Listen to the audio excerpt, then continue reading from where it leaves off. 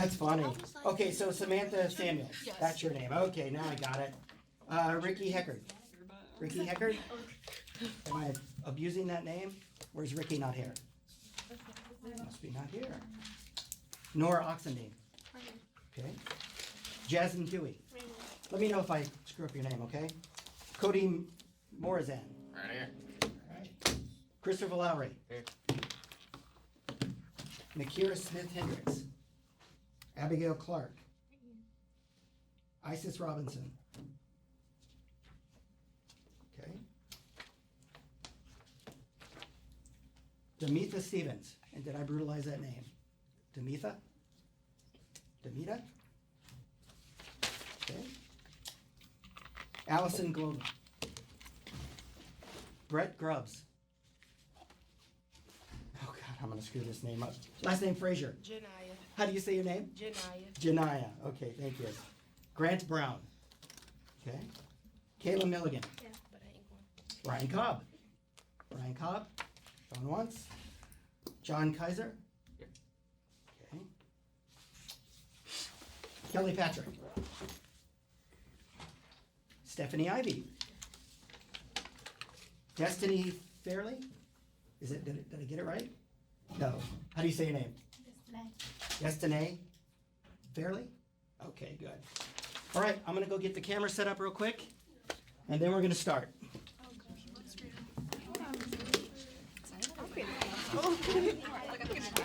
But I'm gonna be like sitting there like trying to think for a minute. I know.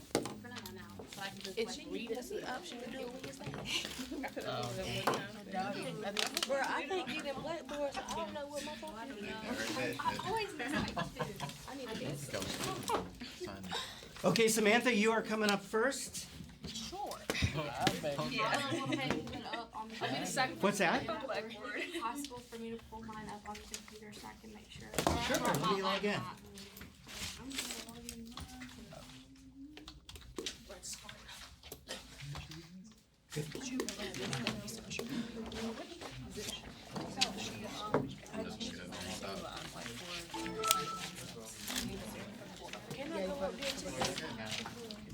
Okay, so if you've got a presentation you're gonna pull up, it will show on this screen, so everybody can see it while you're speaking to whatever your presentation is. Should be ready to go. I'm going to sit in the back. It's all yours. Whatever you want. You can stand in front, you can sit behind, whatever makes you can be comfortable. Just don't cower underneath the desk. Okay, class. There you go. All right, I'm standing in front actually. All right, so my science topic was Roger Sherman. He was born on April 19th, 1721. He was married to Elizabeth Harthwell, Just defer. but then she died a few years later. So he had 7 kids with her. It's a lot.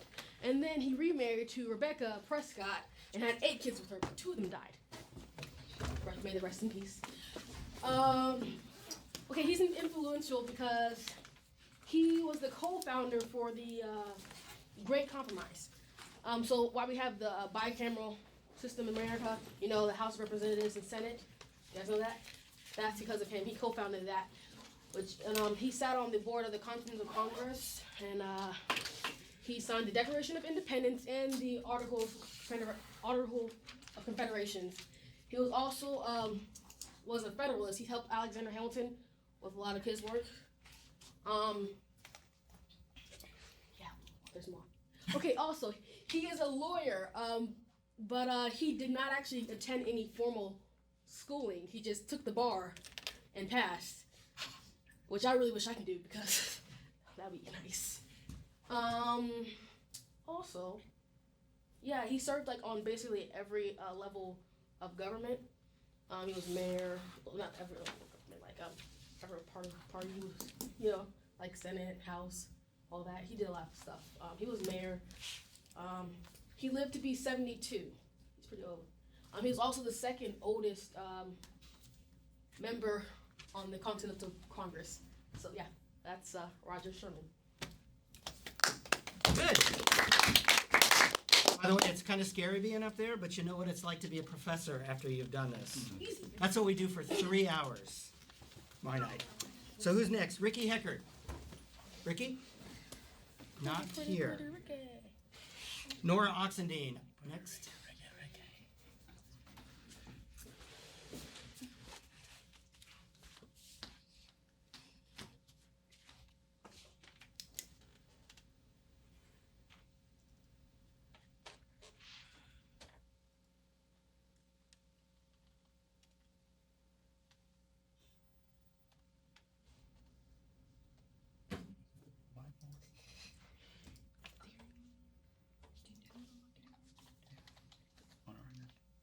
It should come up under. Yes, I'm the student that hates talking in front of the class. I know. There's an app for it. The app might work a little bit better. But y'all know it so well. That's why I use the app. What's your topic? Mr. John Locke, his overall ideas for the creation of the Declaration of Independence. So I actually had to just provide a summary.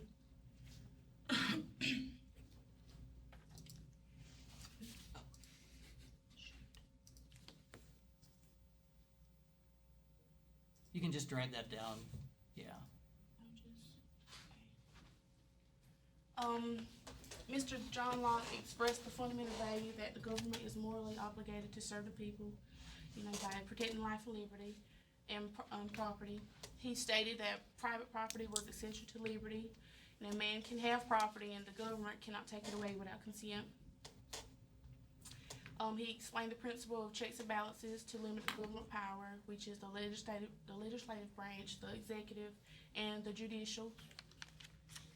Mr. Locke favored the representative government and a rule of law, which the rule of law have a standing rule to live by, common to everyone of that society, and made by the legislative power. Would you say erected in? Yeah, and a liberty to follow my own will in all things, where the rules prescribes not and not to be subjective and constant, uncertain, unknown. How would you pronounce that? Where you at? The third line? The third line? At the bottom? At the bottom or at the top? The bottom. Read the first words before. Arbitrary? Yeah, I tried to will of another man. He condoned. Tyranny.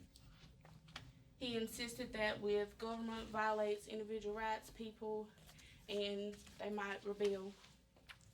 And that was the summary I had for Mr. John Locke.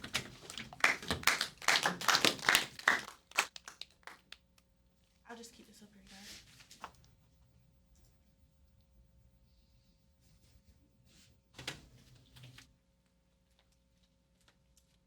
Okay, so next is Jasmine Huey.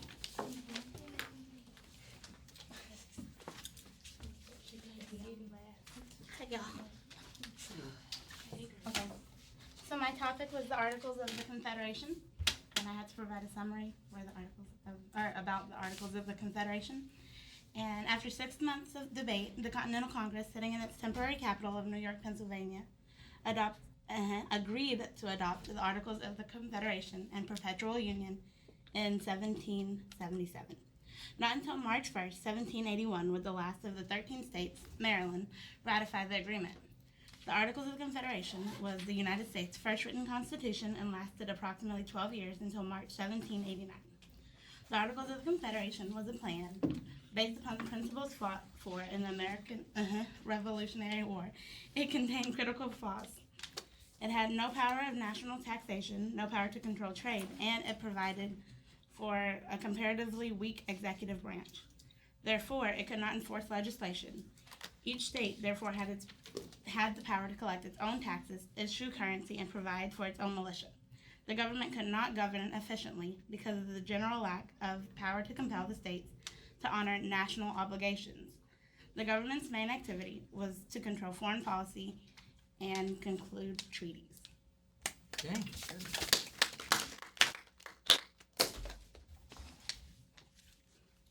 Cody Morazan.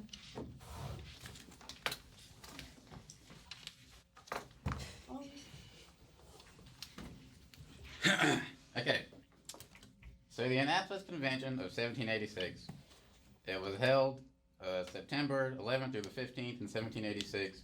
It was held in Annapolis at Man's Tavern, which is a place where I couldn't really find too much on the significance of it or what it really meant, but all I found was that George Washington resigned as commander-in-chief there and ended up going back a lot for different reasons.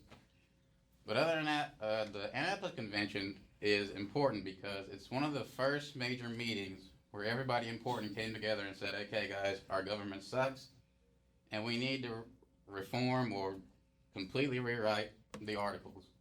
Because as she just stated, the government sucked and they couldn't regulate trade, commerce, they couldn't coin money effectively, and the states were just running rampant.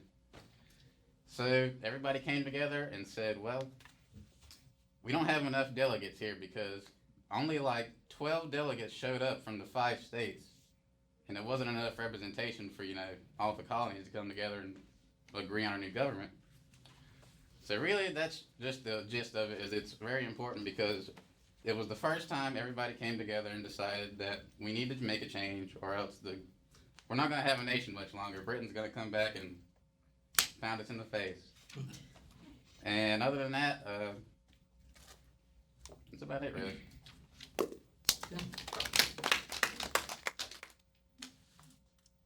Okay, Christopher Lowry next.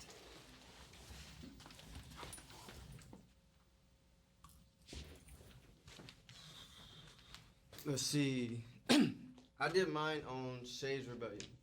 And Shay's Rebellion sounds like it's just Shay rebelling against everybody. But it's actually a series of protests in many states, all the way from New Hampshire all the way down to South Carolina. But the major one happened in Massachusetts. And basically they were rebelling against tax collectors. The government was coming through and seizing farmers' land, collecting on debt, and they thought it was BS, really. So the Shades Rebellion actually played a large part in the Federal Congress and changing everything about the Articles of Confederation. It kind of brought light to the important people that things are messed up in this country. And like he said, there won't be a country much longer if we keep going down the path we're going. So Shades Rebellion really was important. You don't like protests, but this protest actually serves a good purpose in helping America to get where we are today. That's it. All right, thank you. Makara Hendricks.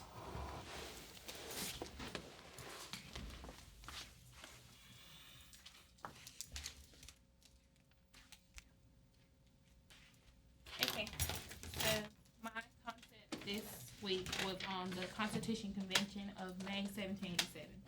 And before I tell you what that is, 4 years after the Revolution, many Americans were convinced that America could not survive under the weak central government that we had at the time.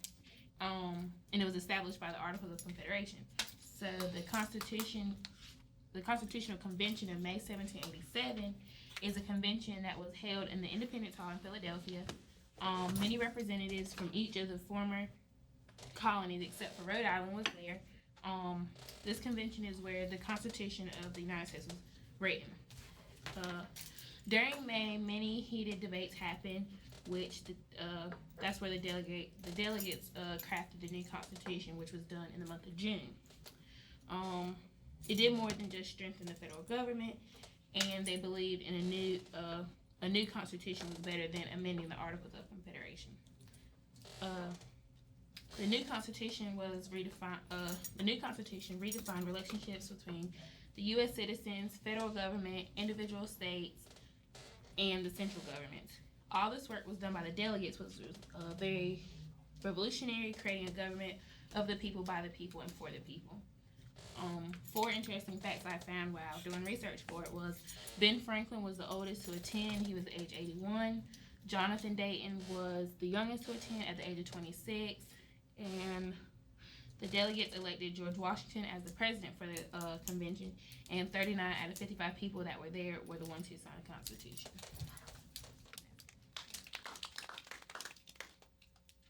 Abigail Clark.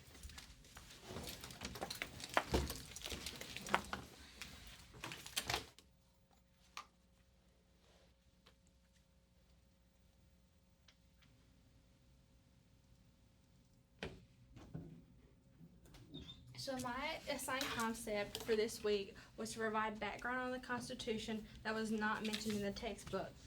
And out of all the interesting facts that I found out about our Constitution, one of the most interesting was the fact of the matter that our original Constitution, whenever it was originally drafted, did not state that the Vice President actually became President when something happened to the President, such as death, or he has to resign, or something along the lines of that.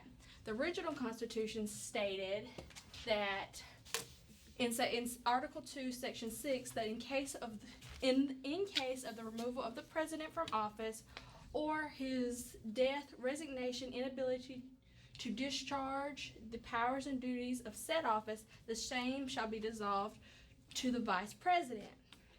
In 1841, President William Harris died in office, and Vice President John Tyler assumed the responsibilities of President, and he began to call himself President. It wasn't until 1967 that calling the Vice President President actually became legal. And the interesting part about that is that 7 presidents from the time after President Tyler started calling himself president also called themselves president. So they were illegally calling themselves president technically up until 1967.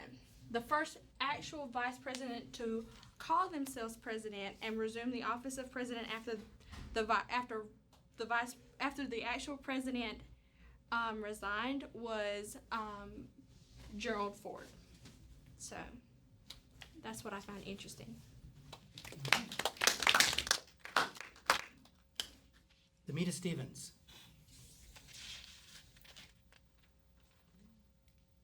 Allison Glover.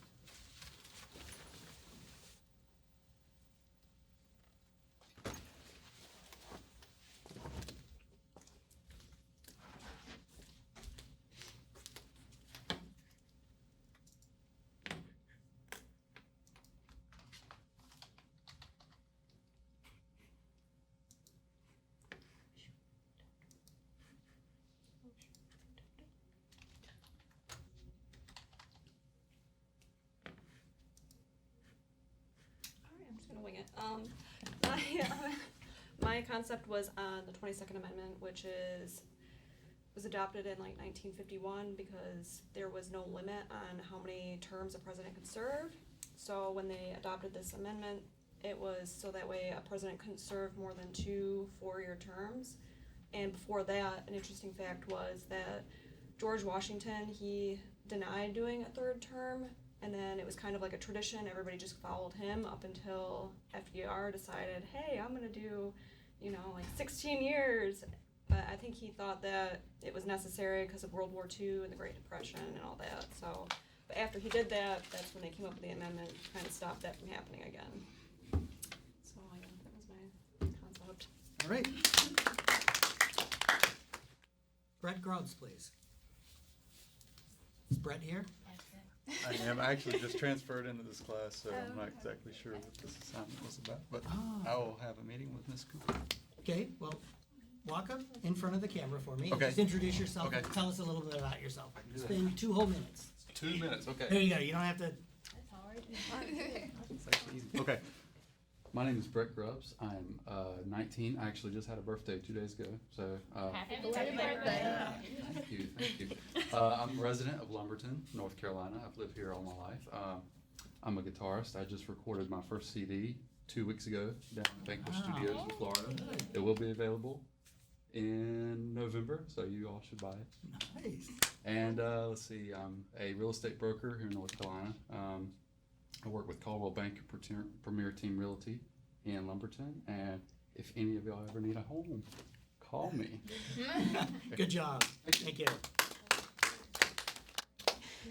Okay. Jania Fraser. Ms. Fraser. How about I do it that way? Okay. We're going to skip that one. Grant Brown. Is Grant here? Yes. Yes, sir.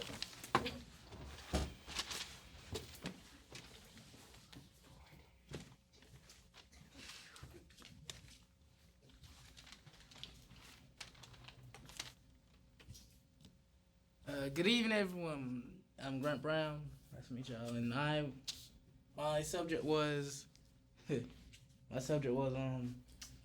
Project Grant, and all that was really is a series of federal grants issued to local state governments to stimulate their economies and such. So, better to get things started, I was going to mention the different types of grants there are, such as block grants, which are given to, well, they're for general purposes given by the federal government or local state governments.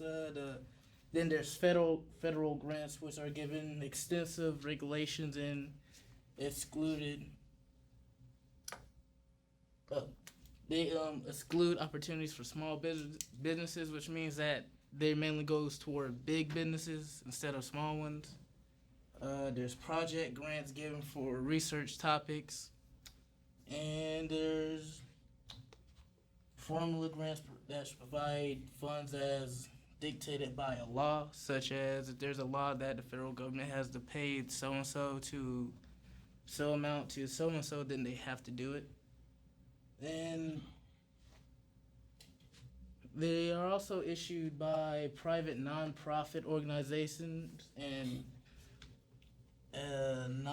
not-for-profit corporations or charitable trusts. And actually, PBS had got a grant. The network, y'all remember Big Bird? So they were doing a little special, like a rework special with Big Bird, PBS was, and they got a federal grant for that. So that's a little something interesting that I thought you would like to know about. And that's my project. Kayla Milligan. That was like pulling teeth. Yeah, it's hard.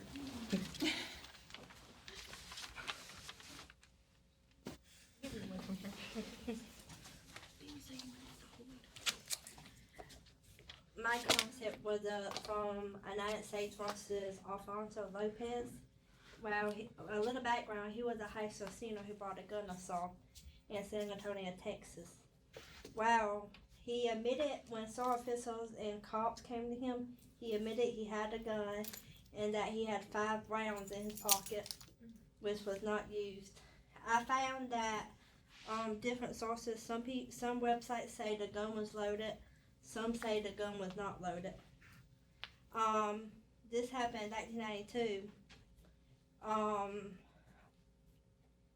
When he got charged, they charged him for having the gun, but the state dropped the charges, and the federal government brought up charges for the No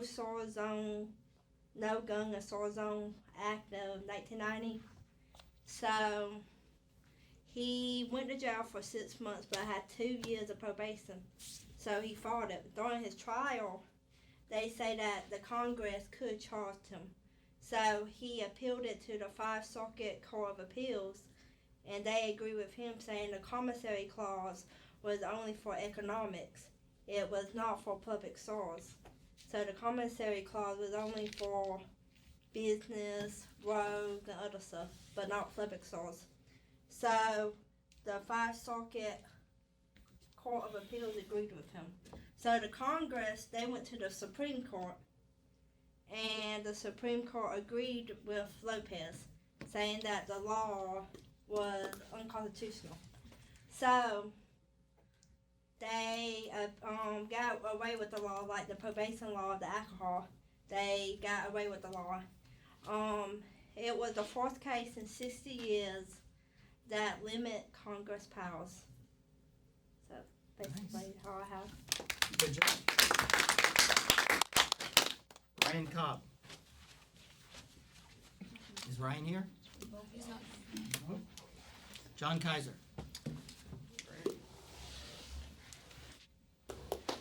Well, after being a substitute for 2.5 years, this actually feels more comfortable. So, my assigned concept was to bring some details up on the case of Arizona versus the United States. Now, Arizona, they wanted to put up some of their own laws to restrict illegal immigration, because that was becoming a much bigger problem. This is around 2010, so pretty recent.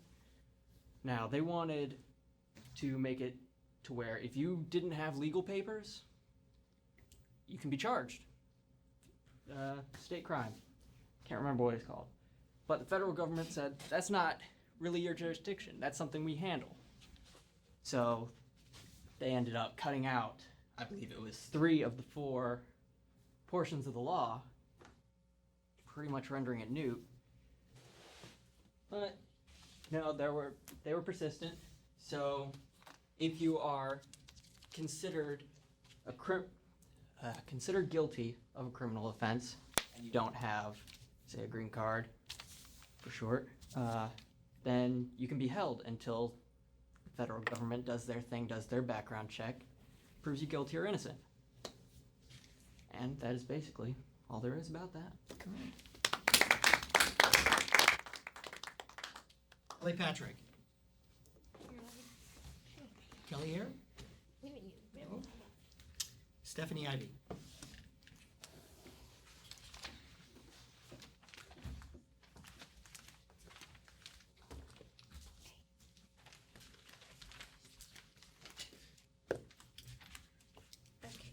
So my concept was presidential impeachment and why the Chief Justice has to preside over the trial when a president is being impeached.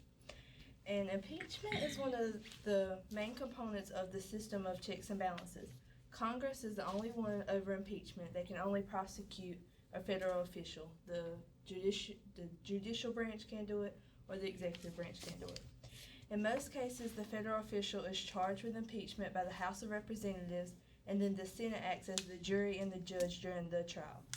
This process remains the same during the impeachment of a president, except the Chief Justice will preside over the trial instead of the Senate. The Chief Justice presides during a presidential trial because the founders of the Constitution decided that Congress might have problems with impeaching a president. The reason for this is because the president appoints executive officials, so Congress can have a chance to be in an executive position because of the president, so therefore they won't want to impeach him. So the Chief Justice must preside and make the final decision whether the president can be impeached or not. An example is the impeachment of President Clinton in 1998, and he was impeached because of lying to a federal grand jury and denying justice. Excellent. Destiny Farley.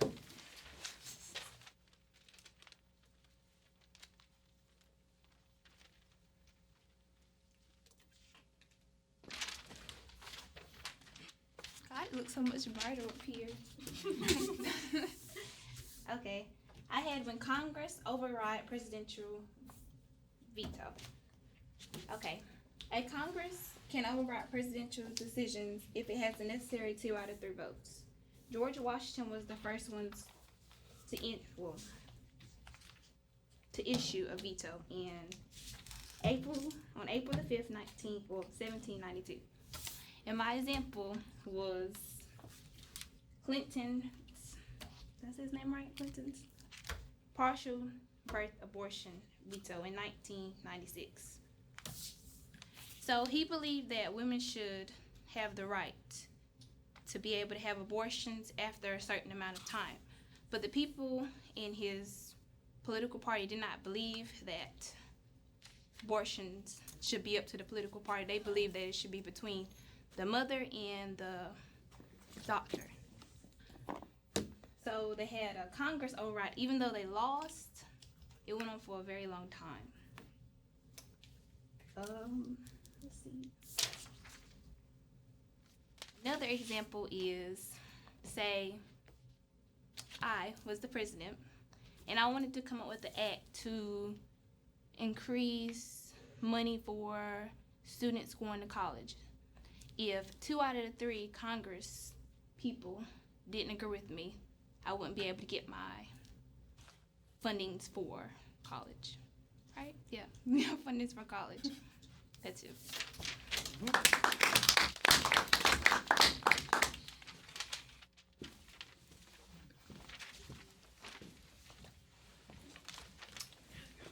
So how did it feel getting up in front of the class? A little scary? I forgot everything I was when you don't thinking tell us of what we're going doing out there. I before was we like, oh, get here. blank. Then we can be more prepared and it would have been better. It's true. It probably is easier if you're set, if you know what's going to happen. But sometimes it's also harder when you know what's going to happen because you worry about it and you think about it, how scary it's going to be. Public speaking or speaking in front of a group is usually hard for most people. But as young adults, as you age, you'll probably have more and more opportunities to speak in front of a group. So the more you do it, the easier it gets. So I would highly recommend, if you have an option to talk in front of the class, even though it makes you uncomfortable, instead of standing up at your seat, actually go in front of the class. Push yourself to do that. I mean, you're going to be scared, you're going to be a little nervous, but the more you do it, the better you'll get. And I promise you, the better you get, the better your grades are going to be whenever you have to present. So keep that in mind. Now, there are a couple things I want to talk about. My background, my PhD is in public administration and public policy. However, my research is in political science. So I didn't prep for today's class from Dr. Cooper other than the material we just went over. But there are a couple of things I want to talk about that are kind of important to me, and so we'll talk about those. Early on in the Constitution, in the formative days of the United States and our form of government, there was tension in the form of Federalists and Anti-Federalists. Can somebody tell me summarize what the Federalists believed? Anybody? More in the power of the federal government. Good, that's a great summary. So the Federalists believed in that the federal government should have power. And of course, several of you discussed the issues with not having power at the federal level. So what did the Anti-Federalists believe? If the Federalists believe in strong federal government, what about the Anti-Federalists? State government. The opposite, exactly. And so if we look at, and we're going to call this tension, and that's a really cool marker. That one works better. So we have tension, we have Federalists and the Anti-Federalists. And we just said the Federalists believe strong. Didn't they believe in having slaves too? There was a lot of other things they believed too. And I'm guessing that I actually don't know which believed in slavery. But certainly slavery was a huge tension. It was more relevant to Federalists to have slaves than it was to Anti-Federalists. You had people like John Lawrence, Alexander Hamilton on Anti-Federalist side. So excellent. So We also didn't that the sugar. okay, so here we see at the formation of our government a split along the lines of something as simple as power. Who should have it? Now, remember, the framers of the Constitution had dealt with an overbearing government in the form of the monarchy, right? And so these individuals said, this monarchy had control over my life. That's the last thing I want. I don't want the federal government controlling my life. And so there was kind of a strong argument against a strong federal government. And the Anti-Federalists believed that states should have the power over what goes on, not the federal government. Now, this tension is built in to our Constitution, and it's still alive today. So can somebody tell me, if there's a political party that is aligned with a stronger federal government, what party would it be? Democrats. Democrats, good. And how about states' rights? So Republicans.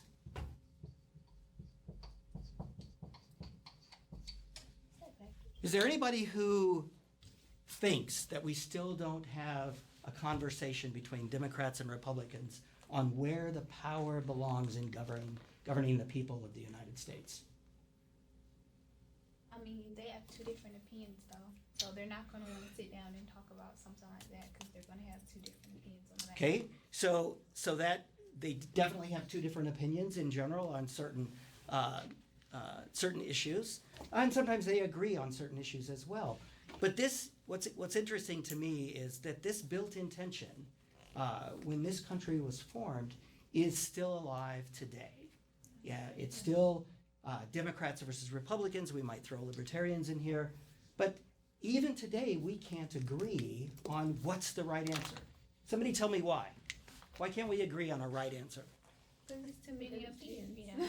Okay, so there's a lot of opinions. People, probably Democrats perhaps, might believe it's a strong, we need a strong federal government. Republicans might believe we need a strong state government. Yes? Probably because we have two different parties, and instead of sitting down and listening to everybody's opinion and trying to compromise and figure out what the common ground is, we have people that are just saying, you don't agree with me, so I'm not going to listen to what you have to say. So everybody's closed-minded. Interesting. So if we're closed-minded, if the Democrats and Republicans can't even agree on compromise to talk about these things, does that make it easier or more difficult to solve problems? Difficult. It makes it much more difficult. And in my lifetime, this rift between Democrats and Republicans is worse than I've ever seen it. And as it turns out, this is the topic I actually study. So my research looks at, in part, the rift between Democrats and Republicans. So let's talk about that for a minute. We're going to call Republicans. Has anybody ever heard the right? The right? Republicans are kind of the right, conservative. Yeah. So Republicans, conservative, or right. And that means right versus left, not right versus wrong. And who's on the other scale? So let's call you the Democrats. And what do Democrats refer to themselves as these days? Liberals. Liberals, but they don't really like that name. What's a better word? Controversy. What's that? It's a C word. Right? Socialist? No, that's what the Republicans would call the Democrats as socialists, but that's not.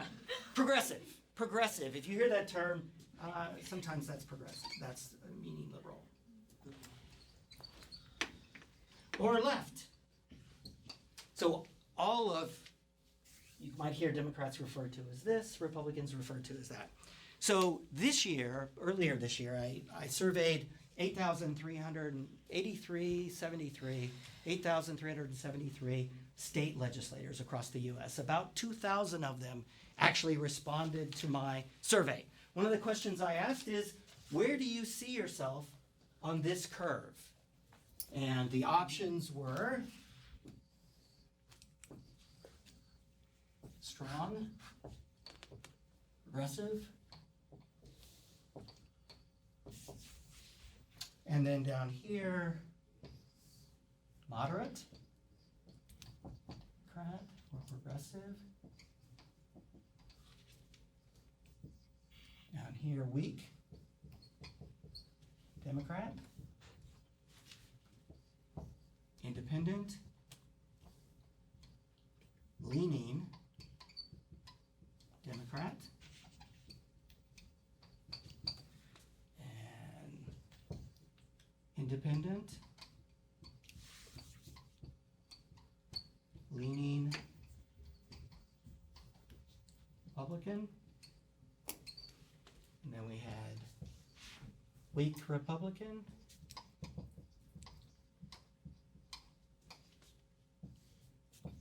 moderate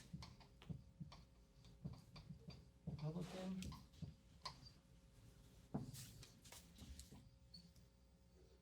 strong Republican,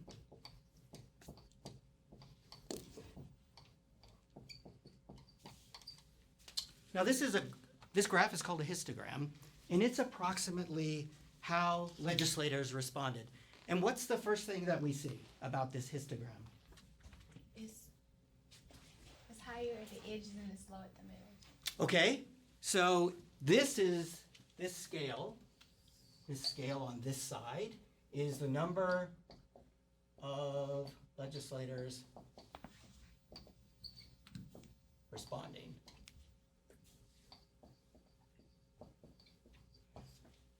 So where were the majority of legislators responding in this? Strong So strong progressive and strong Republican. So the majority of legislators put themselves at the very edge of this liberal, this conservative or liberal scale.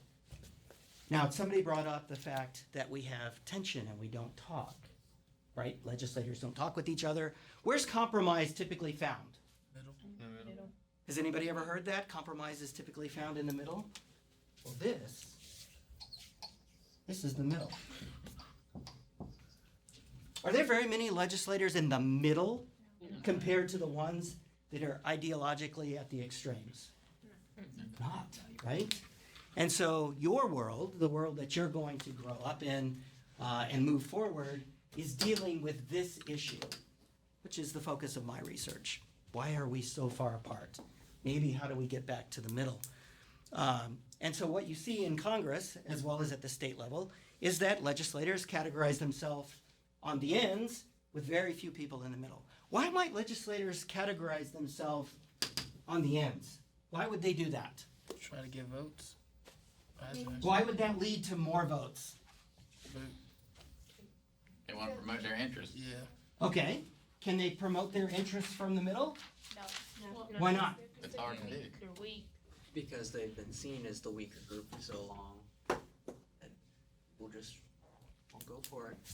So they align themselves with the strongest group And money. try and get their support. Money. The more, the merrier. And people like to see people as politicians as flipsy flopsy, so they rather have a strong. Okay, that's a good point. So the middle is kind of dangerous. You can be seen as a flip-flopper maybe, because you take each issue one at a time.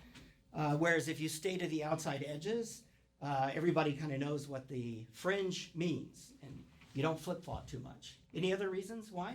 They're selfish.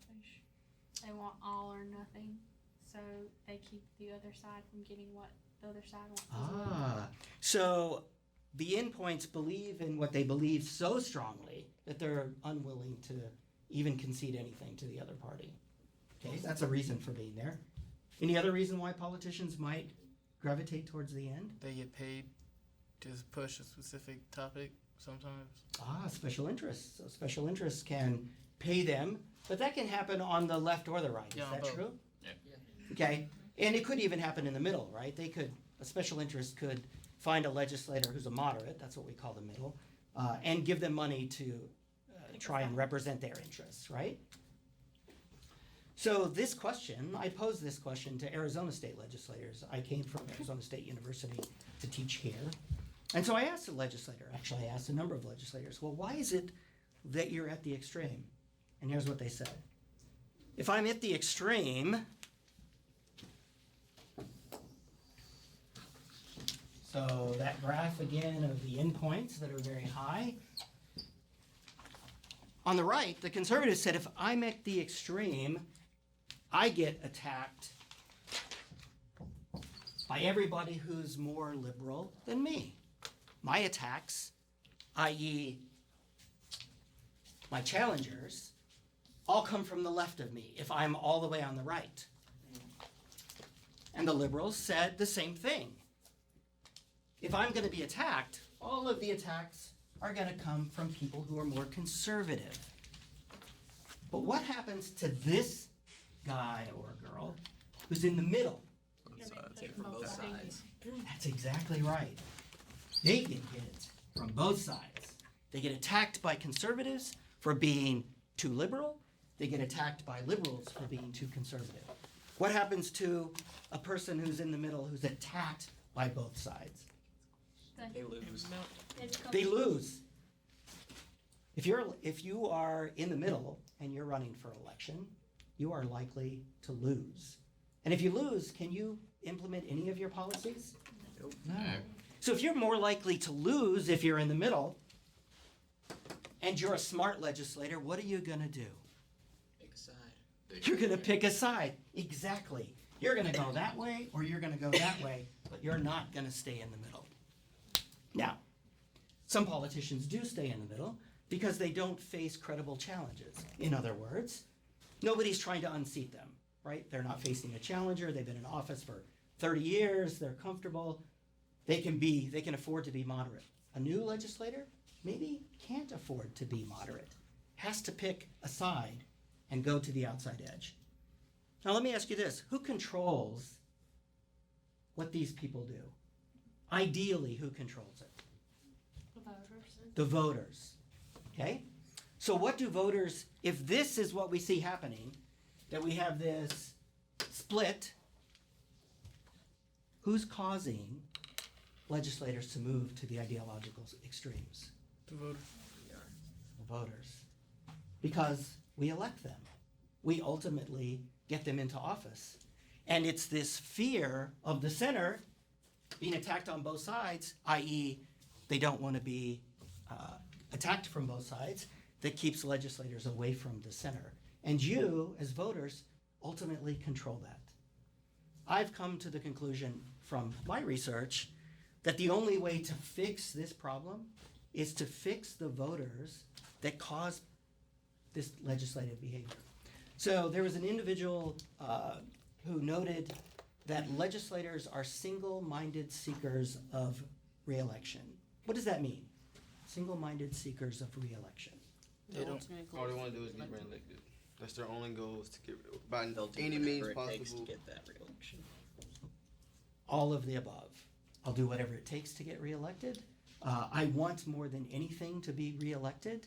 If I want to keep my power, if I want to make a difference, I have to be reelected. And so their motivation for everything that they do. Now, this is stereotyping a little bit, but most researchers agree that legislators behave the way they do because they want to be reelected. And so as voters, you guys elect these polarized individuals into office, and they keep doing the same thing. Is it time to go just about? No, Not even close, right? Okay, I see eyes darting to that clock. I'm like, oh. Just so convenient.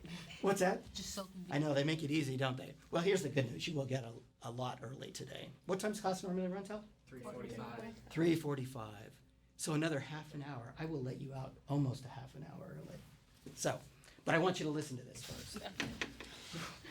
So voters reward legislators by electing them, and I maintain that voters, America, are the ones that put these people in office, these polarized legislators. Now, why do we do that? Why do we tend Because to we want elect? there's not our views to be, how to say it? Well, We have our biases too. Yeah, we want what we want to be put first. And if that party is going for what we want, we're going for that party. Right. So here's what's interesting, and we can think of a number of topics, but that's a good point. Let's say the topic was gun control. Right. Raise your hand if you feel strongly one way or the other about gun control. Raise your hand. One way or the other. I don't care which way you believe. So anybody who's got their hands down, you could care less about gun control. Okay? No. Wait, no, what? no. Hold on. Okay. If you care about gun control at all, Okay, I can. raise your hand. Everybody. Okay, so almost everybody cares about gun control. So that's interesting. So I'm not going to ask you the next question whether you believe you're for or against it, because that doesn't matter. But gun control, who's kind of for gun control? Democrat. Sorry. For gun control, right. Oh. Democrat. Backwards. I wasn't thinking. Right. For gun control. And this is against. Now, not every legislator, right? There are some Democrats who believe in strong Second Amendment rights. Those Democrats tend to be in states where their constituents believe in strong Second Amendment rights. But in general, if you want to stereotype, Democrats are for gun control, Republicans are against gun control. So if you are for gun control, which way are you likely to vote? Left. Right? We call doing that as you being an issue voter. You care about an issue, and so you tend to vote that issue. How about we talk about, what's another hot button issue? How about abortion? Yeah. Raise your hand if you care one way or the other about abortion or abortion rights. Most everybody cares. Who's for women's rights? Democrats or Republicans? Democrat. So Democrats tend to be for abortion rights. A woman has the ability to say, this is my body, I can do what I want. Republicans are anti-abortion in general. So if abortion is a topic that's important to you, you could be an issue voter and you could vote whatever way you believe, Republicans or Democrats. Myself, I'm an issue voter, or I used to be an issue voter. So gun control was important to me. Second Amendment rights, I grew up in Arizona, a bunch of cowboys, right? The environment around me kind of made me who I was. And I believed in that we should have the right, the Second Amendment right. Other people grew up in states that were more progressive and they might feel anti. But I was an issue voter. For the Second Amendment was important to me. And so I tended to vote Republican. For most of my life. What happened? That's a good question. This election Made you change we had Trump representing the Republicans, and we had Hillary representing the Democrats. And these are now known by polls to be the two least liked presidential candidates ever. Yep. So it turns out, which one do I like less? I don't really like either one of them. Right. And so this year, I changed and I said, I think Trump will damage America. I think he doesn't think of things very much. He says whatever he has to say. That's my opinion, by the way. And so I thought, which is more dangerous? This guy who just says anything, or this, and I'm using stereotypes, this crooked person, right? I mean, that's the way, doesn't Trump call her crooked, email scandal, whatever? And she basically calls him an idiot. And so I had to decide, do I want to vote in a crook or an idiot? And ultimately I decided that I'd rather have a crook than an idiot. And so this year I switched. I will probably vote Democrat this year based on, the lesser of two evils. But I'm at the end of my life. I'm not 72 like somebody said was really old, but I'm in my mid-50s. And so I've got a few more voting cycles to go. But you have a large number of voting cycles. Most of you will be around for a long time. And now I'm proselytizing. I'm telling you what I think is important. Stream of consciousness, if you will. You have the ability to move off of being issue voters, polarized to one extreme or the other, to try and find a middle ground and find legislators who are in that middle ground. Now, as when I started talking about the Federalists and the Anti-Federalists, this tension is built into our Constitution, right? There is no one true answer. That tension is built in from the day the Constitution was formed, and it's still alive today. If you want to have an impact, you move away from being issue voters to try and finding the candidate who maybe is more moderate, or maybe finds the middle, or maybe is willing to compromise. Does that make sense? It's very hard to do. My entire life I haven't done it until now. So I didn't practice what I preach. It's not by choice, really. Yeah, it's the lesser of two evils for me. But I'll close this class out by saying, you elected these people who can't reach compromise, and you're going to have to live with what they do. I would highly recommend that you start thinking about the center. And that's it. You guys are free to go. Thank you. You guys did a great job today, by the way.